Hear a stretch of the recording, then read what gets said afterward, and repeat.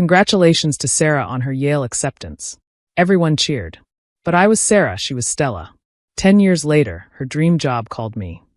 We need to verify your sister's degree. I smiled and said, I'll send you everything you need. The hiring manager at Preston Associates, one of Manhattan's most prestigious law firms, thanked me and hung up. I sat back in my office chair, looking at the Wall Street skyline from my corner office, and opened the file I'd kept for 10 years. Every receipt, every email, every piece of evidence that my twin sister had stolen my identity, my acceptance letter, and my future. Time for Stella to finally face the music she'd been running from since senior year. Let me explain. Stella and I were identical twins, same face, same voice, same everything except our souls. Where I was studious, she was social. Where I worked, she partied. Where I earned, she expected. Our parents had always favored Stella. Sarah's the smart one, but Stella's the special one, Mom would say, as if intelligence wasn't special enough. They'd hire tutors for Stella while telling me I was fine on my own. They'd celebrate her B's more than my A's. They'd excuse her failures while demanding my perfection. Sarah will be fine, was their constant refrain. Stella needs more help. By senior year, I'd accepted it. I was bound for Yale, early acceptance, full scholarship, the works. I'd worked myself to exhaustion for it. 4.0 GPA, perfect SATs, president of 3 clubs, 500 hours of volunteer work. Yale was my ticket out, my chance to build a life where being the smart one actually mattered. The acceptance letter came on a Thursday. I was at my after-school job at the library. Stella was home sick, code for hungover from Wednesday's party. When I got home, my family was in celebration mode. Champagne, cake, a giant congratulations banner. We're so proud of you. Mom gushed, hugging. Stella, what's happening? I'd asked, confused. Don't be jealous, Sarah, Dad said. Your sister got into Yale. Full scholarship. Can you believe it? The world tilted. That's impossible. Stella smiled at me, shark-like. Is it though? I mean, we're twins. Same grades, same activities. You have a 2.8 GPA. Actually, she said, holding up the letter, my letter, I have a 4.0. See, she'd done it. Somehow, she'd intercepted my acceptance letter and claimed it as her own. And my parents, who'd never bothered to pay attention to which twin was which when it really mattered, believed her. This is insane, I'd said. I'm Sarah. I'm the one who… Sarah, Mom interrupted, using that tone that meant the discussion was over. Your sister has worked hard for this. Don't ruin her moment with petty jealousy. But you'll get in somewhere good too, Dad assured me. Maybe not Yale, but somewhere. I'd stood there, watching my twin sister celebrate my achievement, while my parents, who'd seen me study until dawn, who'd driven me to SAT prep at 6 a.m., who'd signed permission slips for all my activities, chose to believe the convenient lie over the inconvenient truth. That night, Stella came to my room. Don't even think about making a fuss, she'd said quietly. Mom and Dad already believe me. Yale thinks I'm Sarah Miller now. You make waves. I'll tell them you're having a breakdown. Who do you think they'll believe? The daughter who's always been difficult, or the one who's always needed their protection? You can't do this. It's fraud. It's done. She examined her nails. Look, you'll be fine. You're the smart one, remember? You'll figure something out. Maybe community college. I heard they don't even check IDs. She left me there, destroyed. But here's the thing about being the smart one. You learn to adapt. I couldn't go to Yale. Stella had made sure of that, registering under my name before I could prove otherwise. But I could go elsewhere. I applied to Columbia using my middle name, Sarah Elizabeth instead of Sarah Jane. Different enough to avoid confusion, same person on paper. I got in, not with a full scholarship that had been stolen, but with loans I'd be paying off for years. I worked 3 jobs through college, lived on ramen and spite, graduated summa cum laude, while Stella barely scraped through Yale with C's, trading on my name and my reputation. She'd stolen my scholarship, but she couldn't steal my brain. After graduation, I'd built my career carefully. Investment banking, MBA at night. Every achievement earned twice, once for success, once to overcome starting behind. By 30, I was a VP at Hartman Capital. I had a penthouse, a portfolio, and a reputation that was actually mine. Stella? She'd parlayed her Yale degree, MY Yale degree, into a series of jobs she couldn't keep. Firms would hire Sarah Miller, Yale graduate, and get Stella instead. She'd last 6 months, maybe a year, before her incompetence showed. Then she'd move on, leaving confused employers wondering how a Yale graduate could be so mediocre. She'd been smart enough to use her married name professionally, Stella Morrison, keeping the Yale credential but distancing herself from the performance. For 10 years, she'd coasted on my achievement. Until today. "Sarah," my assistant knocked. "There's a woman here to see you." "Says she's your sister?"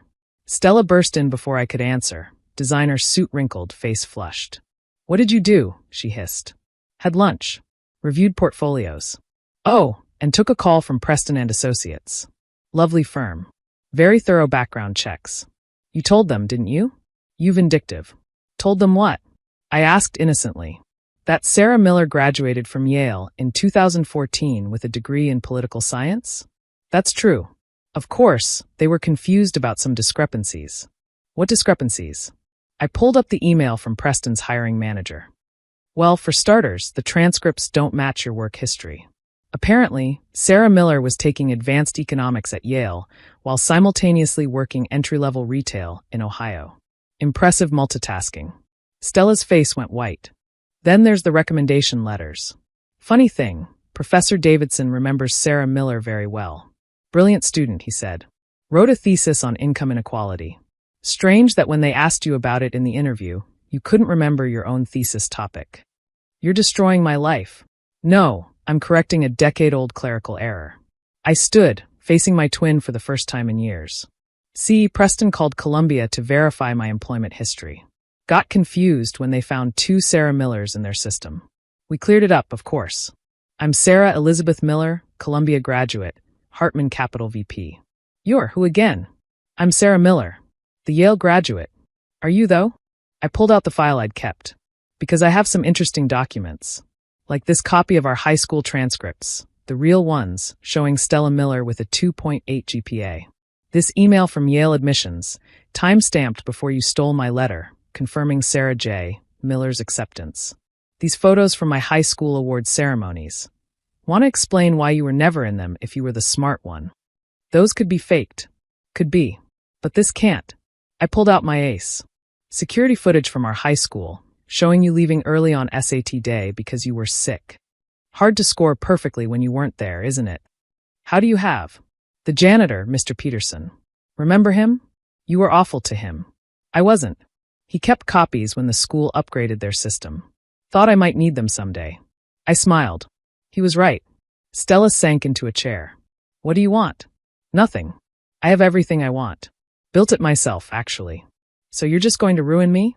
"Out of spite." "Spite?" I laughed. "Stella, I haven't thought about you in years. This isn't revenge. This is just truth finally catching up. You've been living on borrowed time and stolen credentials. The bill's due. What am I supposed to do? I'll lose everything. You'll lose everything you stole. There's a difference. My kids will learn their mother is a fraud. Maybe it'll teach them the importance of earning their own achievements." She started crying. The tears that had always worked on our parents, that had gotten her out of every consequence. "Please, Sarah. We're sisters. Twins. Doesn't that mean anything?" "It meant everything. Until you decided it meant you could take what was mine because we shared a face." I handed her a tissue. "Here's what's going to happen. You're going to formally notify every employer you've ever had that you've been using fraudulent credentials. You're going to pay back any salary you earned under false pretenses." "That's impossible. That's law. Fraud has consequences." I continued. "You're going to legally change your name to something that doesn't sound like mine. And you're going to stay away from me, my career, and my life. Permanently. Or what? Or I file criminal charges. Identity theft. Fraud. The FBI takes these things seriously, especially when it involves federal student aid." I let that sink in. 10 years, Stella. That's the sentence for what you did. Still think stealing my future was worth it." She left, defeated. I sat back down, looking at the file I'd carried for a decade. Every receipt. Every record. Every piece of proof that I was who I'd always been. The smart one, the driven one, the one who earned her success. My phone rang. The hiring manager from Preston. "Ms. Miller? I'm calling about your sister. Or rather, the woman claiming to be your sister. We've decided to pursue criminal charges. This level of fraud." "Actually," I interrupted, I'd prefer you didn't. But she is facing consequences. Losing her job is enough. I don't need her in prison. I need her to live with the knowledge that everything she achieved was built on a lie. That's very generous. No, I corrected. It's strategic. She's my twin. Her mugshot would look like mine. I've worked too hard to have my face associated with her crimes. After he hung up, I locked the file away one last time. Evidence preserved but no longer needed. The truth had finally surfaced. That night, my parents called. First time in 3 years. How could you do this to your sister? Mom demanded. Which sister? I asked. The one who stole from Sarah, or Sarah who was stolen from? Silence. Then quieter. We always knew. The admission hit like a slap. What? We knew you were the smart one. The Yale one. But Stella needed it more. You were always going to succeed. She needed the boost. So you let her steal. We let her have a chance. Dad interjected. Look at you now, successful without Yale. We were right. You didn't need it. I needed my parents to choose truth over favoritism. I needed my family to protect my achievements, not gift them to my sister. I stopped. You know what? It doesn't matter what I needed. I got what I earned. Stella got what she stole. And now she's getting what she deserves. I hung up and blocked their numbers. 10 years ago, they'd all cheered congratulations to Sarah on her Yale acceptance, while I stood there, invisible, erased. Today, I sat in my corner office, looking at my Columbia diploma, my MBA, my life built on truth and effort, and my own name, Sarah Elizabeth Miller. Stella had stolen my scholarship, my identity, my family's support. But she'd forgotten one crucial thing. You can steal an acceptance letter, but you can't steal ability. You can fake a degree, but you can't fake competence. You can take someone's name, but you can't take their drive. And you should always remember that the smart one keeps the receipts. Thanks for watching. See you again in the next video. Stay stunned.